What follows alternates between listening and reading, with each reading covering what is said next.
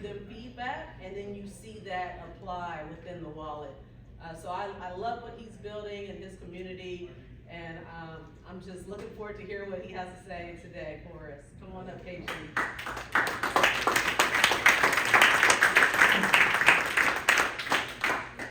Thank you, Kim. Yeah. How's everyone doing? Good.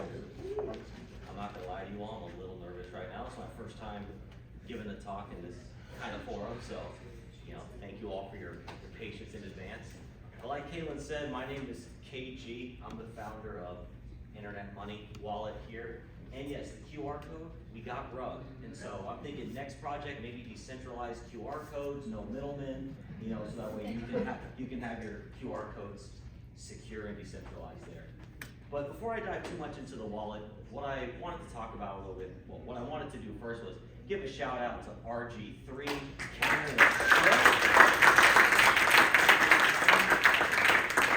give a shout out to Black Hexagon and SJ.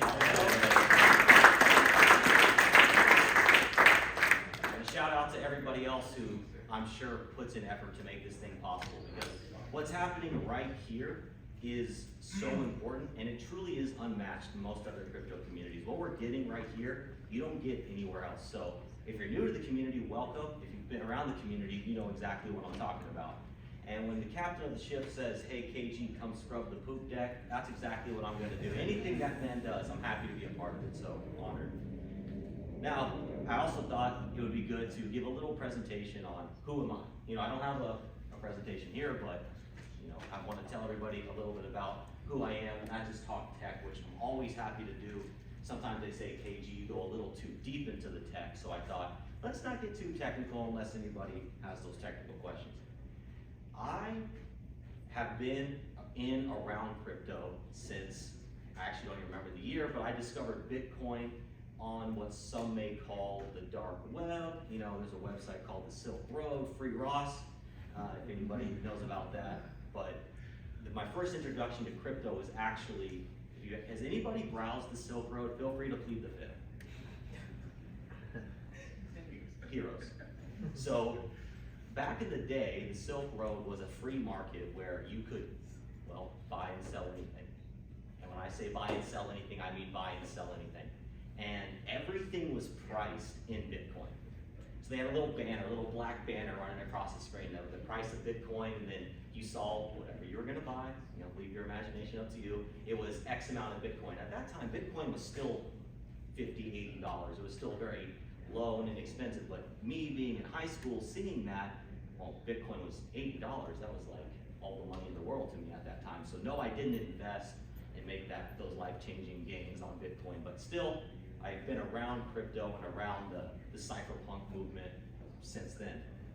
And then I kind of transitioned into doing some drop shipping. Is anyone familiar with drop shipping? Okay, I got into that before it was even like a thing. I just discovered it by accident. My store failed. I was 14 at the time. I found something cool. I tried something cool. It didn't work. Then this is actually an active challenge to the community. So if anybody's ever around what we're doing, I have an old YouTube channel where I was one of the first YouTubers to deep dive into jailbreaking iPhones. Anyone familiar with jailbreaking iPhones? Free iPhone. So that's my first YouTube channel, kind of came up through that. So I've always been around in technology. So this underground technology stuff is not new to me, although this is my first and only crypto project or product. So I don't have 100 other products out there. This, in the terms of crypto, is my only focus. Currently in Texas, I have a real estate business. I've been a licensed realtor for 7 years here in Texas, but I have since transitioned full-time crypto. I still have an active license. I'm not here to pitch you on buying or selling a home, but hey, I know a great realtor if you're looking to buy or sell a home. But that's not the pitch here today. What I did want to come and talk about today is the Internet Money Wallet. I wanted to talk about PulseChain, and I wanted to talk about the state of crypto as it exists in our present. RG3 talked about the past, Crypto Heartbeat is going to talk about the future. I figured it'd be prudent if I talked a little bit about where we are today as an industry. So, the Internet Money Wallet. I'm the founder CEO, CTO, lead tech support, community manager, social media manager. I wear many hats for this product right now. We're growing, we're a small tech startup, but we're making it, we're growing every day, it's awesome. My partner, he goes by Don Montoya, he's not here today. He's also my father, so it's a father-son combo, which is actually pretty cool. Our entire dev team on the wallet is American based. So you could say this product is made in Americans by Americans. Not that we service only Americans, but out there in crypto, you're getting a lot of overseas technology. That's okay, innovation is innovation, but I've learned that it's important for Americans to know that something is built in America by Americans. So I felt that was something very important to say. Our dev team is awesome. If you're ever in our Telegram chats, if you're on Telegram, if you're in Twitter, they're engaging in there too. So you actually get to talk to the devs on the Internet Money Wallet. They're not some abstract, ghost behind a curtain. So, and they're really awesome guys. Actually, one of our lead app dev, he does some live programming stuff on YouTube. If anyone out there is a programmer who's interested in that kind of stuff. So, what makes this wallet different? What is it about? Who's familiar with Metamask in here? If you're not, that's okay. Any newcomers new to crypto completely don't even have a wallet yet? Well, I have a wallet. Crypto wallet? Yeah. What are you using? What is it? Okay. You got a Metamask wallet. Okay. You don't have a wallet? No, he is. Welcome to the revolution, all right? So, our wallet is a MetaMask alternative or replacement. So everything that you can do right now with MetaMask, you can do with the Internet Money Wallet. So the skill gap or the knowledge gap isn't a huge leap. You're not gonna have to learn something brand new. No, it is not a fork of MetaMask. We've built it from the ground up. It is all of our own technology. But I think that's an important distinction because when you're out there in the crypto space, we're not asking you to learn everything you've already learned and just completely scrap it. We're saying, hey, transfer that knowledge and enhance your crypto experience. So being that we love PulseChain, I'll get why PulseChain here in a moment, but when you download your MetaMask wallet, it's native to Ethereum, right? Ethereum's loaded up in there. It is centered around Ethereum. It has some support for other chains like Binance and Polygon and stuff like that, but it's mainly an Ethereum wallet. The first distinguishing feature of Internet Money is that it is native to PulseChain. So when you download the wallet, you're instantly connected to PulseChain. So when you're onboarding people out there and you want to bring them into this awesome thing we believe in, you don't have to mess around with the RPC settings, and also we have most of the PulseChain ecosystem tokens preloaded in there, so you don't have to mess around with contract addresses. This is important for you. No RPC settings, no contract addresses, none of that. It's a learning curve that we're taking away. We got logos in there, we have price tracking for all assets. So like Kaylin was saying, on MetaMask you have the little jazzicons with just units of tokens. I mean, that's still abstract. Even though this is crypto, this is still money. So we're making crypto feel more like money, and we're making it feel more familiar to what you're used to in your legacy finance, even though we are all kind of trying to get away from that, even though we want to get more money in crypto to turn it back into fiat. It's a weird thing, but we're not going to talk about that. Let's see. Also, one other really cool thing that we do, and this is one of the core innovative differences that this wallet does that no other wallet in crypto does right now. So we have a token, we have a token, it's awesome. You know about it? Like 3 tokens. We have 3 tokens. Okay, well, we won't go into the other 2 because that's the advanced class. All right, for the intro class, when you're using MetaMask, does anybody in here, it's okay to admit it, I no judgment. Does anybody use the MetaMask in-app swap feature? Great. Everyone else is connecting directly to the DEX. All right, congrats. All right. Well, when you do use that MetaMask in-app swap feature, there is a fee that is charged there. Does anybody know what happens to that fee? Goes to JP Morgan Chase. Well, I thought I should have let you answer. Your hand was up back there. Shout out Walrus, everybody. So it goes to JP Morgan Chase. Some people actually don't know that MetaMask is owned by Consensus, who is in turn owned by JP Morgan Chase. So when you're using MetaMask, you are supporting the very same guy this whole industry was created to get away from. Quite the paradox if you really think about it. So with our wallet, 100% of the fees that the wallet generates from those in-app swaps get paid back to the holders of our token in the form of Pulse, actually. So from our token, you're saying, I like passive income in the form of Pulse. If you like Ethereum, you can also earn passive income in ETH. If you like Finance Smart Chain, you can also earn passive income in BNB, and soon on Matic. So that is one really innovative feature as well. We are on Android, iOS, and Chrome. And for those who are security focused, we do allow hardware wallet connectivity. Now, I don't want to go into the weeds and the nerdiness of all the things we do. We have a lot of YouTube content. You can always join our Telegram for happy to answer and deep dive into any questions. I wanted to give everybody an introduction on what we're about. Also, we collect no data. So if you like your data being protected, well, then you would like internet money. It actually makes our job harder that we collect no data. When someone says, oh, hey, I have a bug, for us that means we have to either work in an abstract black box to try to figure out what the problem is, or we have to hope that the user is awesome enough to sit with us for 2 hours while we interrogate them on what's your operating system, what version are you on, and it doesn't work out most of the time. So not collecting data is great for the end user, makes our job a lot harder, but it's worth it every step of the way, because here's a question we get often as well. Oh, well, what if the US government comes knocking at your door? Are you gonna comply with them? Are you gonna give them your customers' information? The answer is yes. And you know what? We have nothing to give them. So we can comply 100% and still give them an empty basket. Thank you. Thank you. Thank you. One of the pros and cons of being an American crypto company is we do want to play by the rules in some respect. Because by playing by the rules, you can then change the game. And we want to change the game. Because right now, American crypto companies build like this. SEC, you gonna change the rules on me?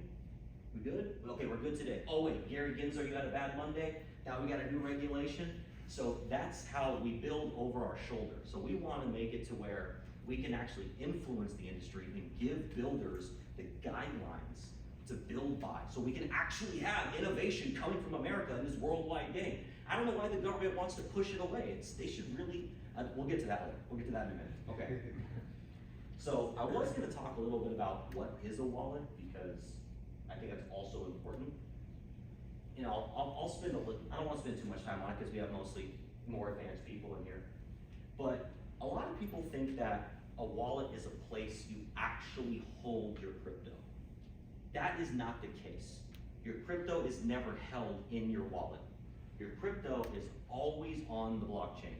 Your wallet is the software that manages your private keys and your seed phrases and gives you access to the blockchain. It's a projector screen to the blockchain, a window into the soul of the blockchain, if you will. And so when it comes to that private key management, that is the most important thing for a wallet, is to make sure that their users' private keys are safe. So all that was like, what the heck did you just say? That's totally cool. Join the Telegram group. We're very helpful in there. We take awesome measures to make sure that the private keys and everything are really secure, because if people are out there getting rinsed, who cares about all these cool features, right? So we are security audited. We are working towards being open source, and why that's important is you don't have to trust us anymore. And we don't want you to trust us. We want you to trust us, but we want you to verify everything we say. We don't ever want the reason that you say, oh, why do we use this wallet? Oh, because I trust them. If that's the reason you're doing things in crypto, I hate to say it, but you're not getting the point.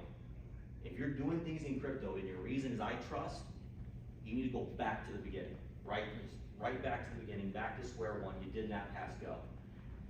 The first 3 rules of crypto: not your keys, not your coins. Number 2 is never FOMO. Has anybody FOMO'd before? I FOMO'd.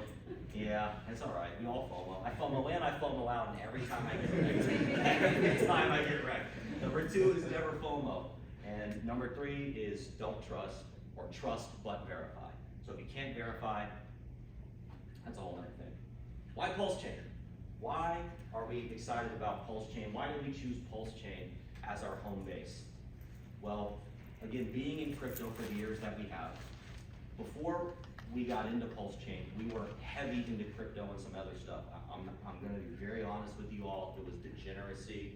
We were in this coin and that coin, just trying to learn everything, and we got addicted to learning about the technology actually that really sparked it. And then we found PulseChain. Who participated in the PulseChain sacrifice? Feel free to plead the fifth. Nice, nice. Okay. We discovered PulseChain pre-sacrifice. And actually, I am going to give a special shout out to my man Walrus right there. Can we give a round of applause for Walrus, please?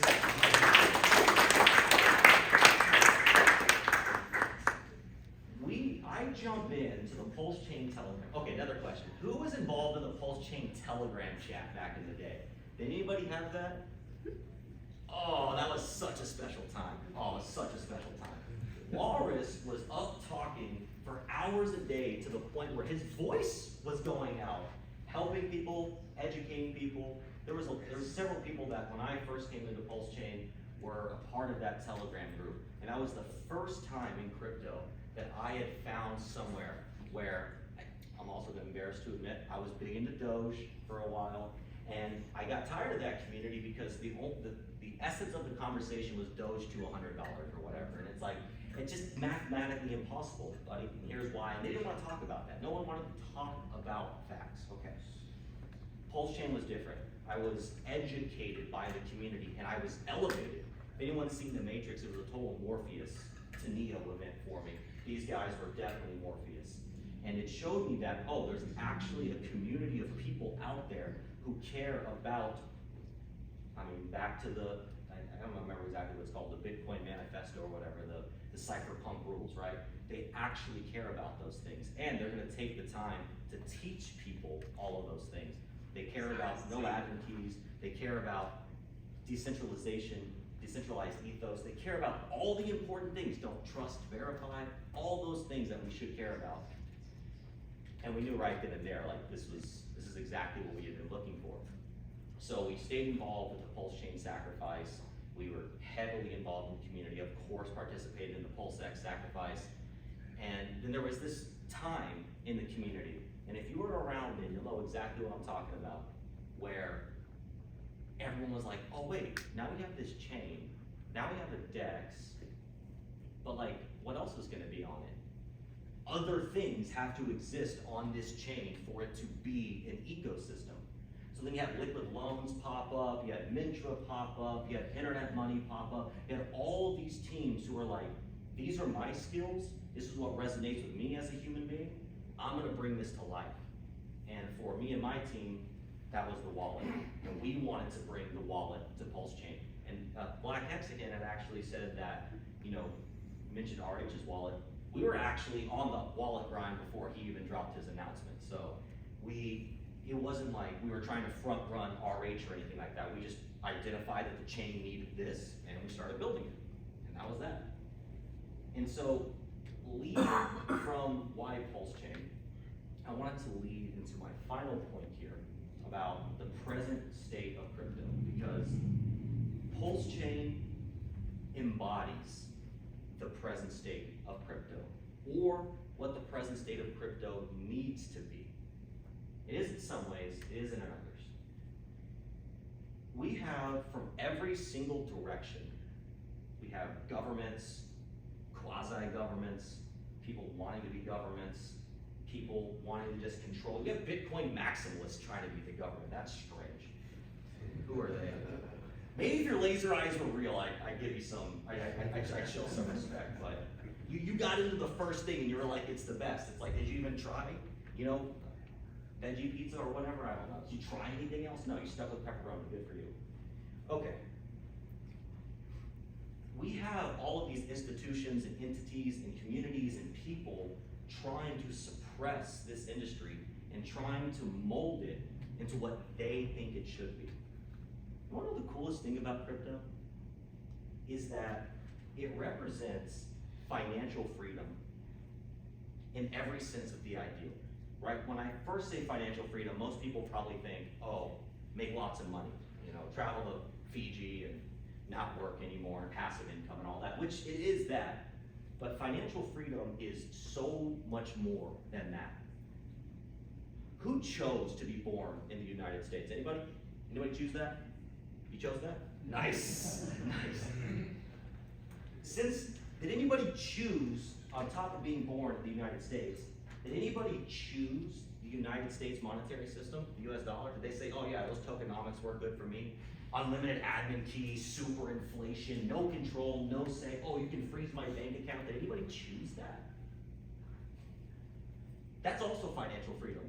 Is in crypto, you can choose to interact with money in any way that you see fit. Any way. It exists out there in blockchain. And here's the crazy thing. If it doesn't exist, you can create it. The sandbox is there. You can do whatever you want. That's why governments hate it. They love it because they can track everybody, right? They know your address, you're done. But they hate it because they can't control the rules of the game. And why PulseChain is so important is, I don't even want to talk about the technicals. Why it's so important is because the community of people, from what I have experienced, believe in those things. They are building products that believe in those things. When we're onboarding new people into this world, they're telling them about those things.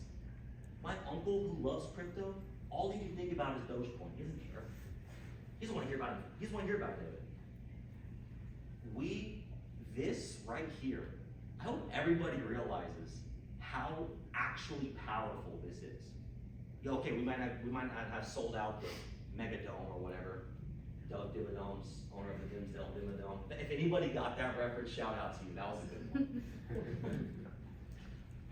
So PulseChain and the community represent all those things. And as we continue this fight, and I know it sounds dramatic, and that's okay, laugh at me if you want. We are in a financial revolution against our very own government. And the funny thing is, we know more about this thing than they do. And they need us. And what we're doing here at Internet Money and what we're doing here at PulseChain is exactly what the entire revolution needs. And so I believe the current state of crypto boils down to this.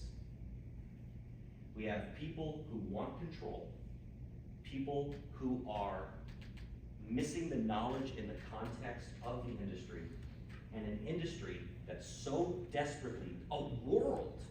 There's people in Africa that don't even have access to a bank account, but they have access to a crummy Android phone. How did that happen? They can use crypto, they can't transact freely on their country's currency. That's crazy. That is a level of control that don't think the US is free of. The world needs this philosophy. The world needs this technology. And I believe that PulseChain is the perfect embodiment and representative of what the present state of crypto is and needs. That's all I wanted to say today. So thank you everybody for your time.